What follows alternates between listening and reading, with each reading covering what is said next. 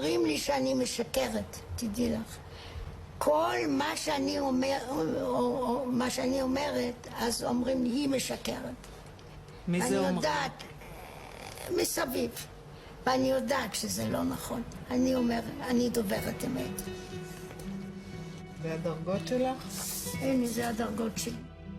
נעמי פרנקל, סופרת מוערכת שכתבה כמה מנכסי צאן הברזל של הספרות העברית.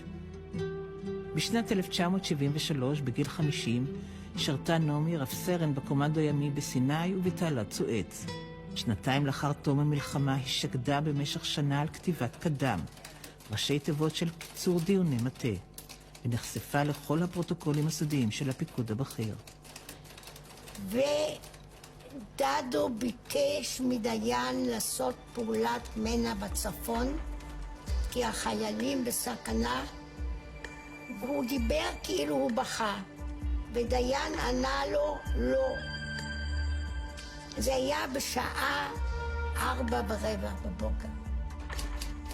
דיין ענה לדדו, יש לנו הסכם עם קיסינג'ר שאנחנו לא תוקפים את הערבים, אלא אנחנו ניתן להם פעם אחת סרטיפיקציה של ניצחון.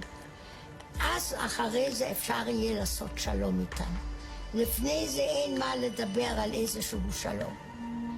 זאת אומרת, דיין ידע שעומדים להתקיף אותנו. והוא סירב לכל פעולה. ועל ידי עמד פיני תלם, והוא עוד אמר לי, זה בינינו, את לא מדברת על זה. נתן לי פקודה.